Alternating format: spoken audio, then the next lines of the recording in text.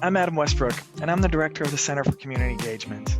And as I usually do, I want to share some of my reflections on the work of the CC this year, but I also wanted to invite you to reflect back with us. Now, this year has been a lot of things in the CCE. It's gone by fast. Student leaders have gained skills in facilitating difficult conversations and how to lead their peers and how to grow their self-awareness through the practice of self-reflection. We've worked with excellent community partners, we've grown and refined some of our programs that we've done for years, and we've created new programs like the Suffolk Votes Ambassador Program to continue to meet the most pressing community and civic needs of the day. But most importantly, our students, staff, faculty, and community partners this year have had a crash course in how to adapt to difficult and unexpected circumstances. This year has reinforced that as much as planning is an important community leadership skill, an equally important skill is the ability to adapt and work together to address new challenges that none of us knew were coming. But what we've seen this year and during the crisis is that Suffolk students, staff, faculty, and our community partners in the greater Boston area have adapted and they have risen to the new challenges. We've been heartened and inspired by the heroism and collaboration that Suffolk and our communities have done to respond to the COVID-19 outbreak. Also, many of Suffolk's service learning faculty were quick to work with their community partners and adapt their projects and move them online to make sure their students were able to make a difference in our communities still. Suffolk students have started fundraising campaigns for some of our partners. They've donated items, they've made masks, and they're working together to support our communities in any way they can. As I'm sure many of you are aware, Suffolk has also partnered with Pine Street Inn in the city of Boston and has opened up 2 of its residence halls to ensure safe places to self-isolate for many of our homeless fellow citizens and for many of our medical workers who are fighting this disease on the front lines. This is who we are in the greater Boston area, and this is who we are at Suffolk University. While this isn't the year that we've expected, that any of us have expected, I've been heartened by the examples of community engagement, of leadership and partnership that I've seen throughout the entire year, but especially in these last 8 or 9 weeks. Thank you to all of our student leaders, staff, faculty, and especially our community partners here in Boston, throughout the country and abroad. This has been a very successful year in the center.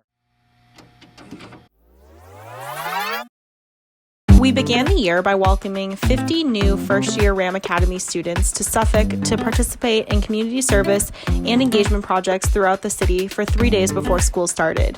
In this process, they learned that being a Suffolk RAM means being an active member of your community. We grew our service after hours program where we sent students out into the community each week to 4 different community partner sites. My name is Ben. I work on service after hours in the Center for Community Engagement. We had one of our best years of programming yet, with more student leaders, more volunteers, and more hours completed than ever before. I'd love to give a huge thanks to everyone who worked with us to make all this possible. We've done a whole lot over the past year to make the program more accessible to everyone, and we're looking forward to doing it all again with you soon. During November, we partnered for another year with the Center for Student Diversity and Inclusion and the Queer Student Union to do a joint trans awareness and hunger and homelessness awareness month of programming. We did several projects and donation drives and partnered with several community organizations, including Oxfam, the Elliott School, and Youth on Fire, as well as Suffolk Cares. Thank you to everyone who participated. We're also able to continue building our Suffolk Votes program this year through the hard work of our new Suffolk Votes ambassadors. These students are dedicated to ensuring that every eligible student at Suffolk has access to register and vote in local, state, and national elections. These students have stepped up this year, and we're currently preparing for an intensive voter registration effort for this fall, which we're very excited about. Hi there, my name's Molly. I'm the volunteer manager for Jumpstart here at Suffolk. We're an early childhood education organization, so our members volunteer in preschool classrooms and they help promote children's language, literacy, and social emotional skills. I love working for Jumpstart and I love working with the CCE because it's just so wonderful to be surrounded by community-driven people with a passion for social justice. So I'm just very grateful and proud to be part of the CCE, and we hope to see you around. Take care.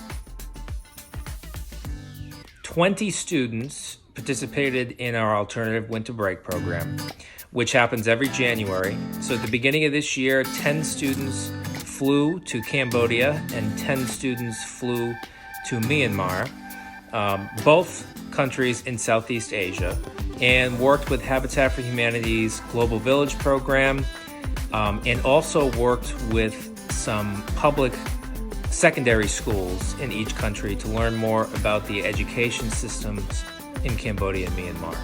Both the Cambodia and Myanmar teams then returned to spend the spring semester together, reflecting and continuing to study Southeast Asian affairs in an international relations course called Conflict and Development, taught by Professor Roberto Dominguez. We're looking forward to continuing these partnerships again next year. Hey guys, as an alternative winter break participant this past year, I went to Cambodia. It is a very unique experience. You're immersed in an entirely new culture and you get to see just how your work is impacting the family that you're helping out. It's a really incredible experience, and it's one that I will always take with me, and is one that I will never forget.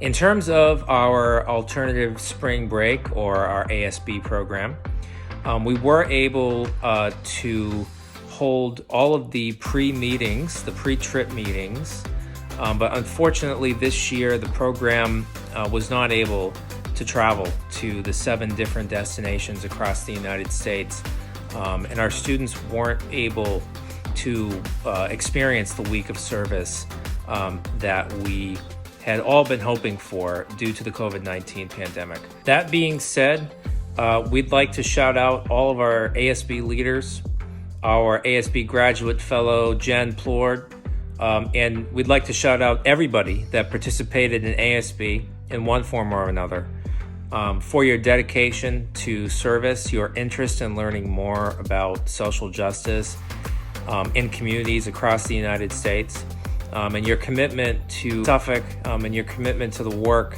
that our center does. Hi, I'm Ryan. I was the LGBTQ+ advocacy and justice trip leader for Alternative Spring Break this past year, and I've also done Alternative Spring Break for the past 3 years. I can truly say they are really impactful experiences. What Alternative Spring Break is a program that teaches you about the cycle of socialization, the cycle of liberation, different types of oppressions like classism, racism, homophobia, and then it brings you on site during the week of spring break to do some work about those things, such as building a house with Habitat for Humanity or meeting with various organizations that combat racism and homophobia, etc. If you're interested at all, definitely look for the applications in fall of 2021 so that you can get your incredible memories too. While this academic year has not ended in the way we expected, there's no doubt that we've had a successful year. We in the CCE know that our successes don't come through any single individual's effort, but anyone who works in community engagement knows that it comes through partnership, collaboration, hard work, and sharing resources and knowledge.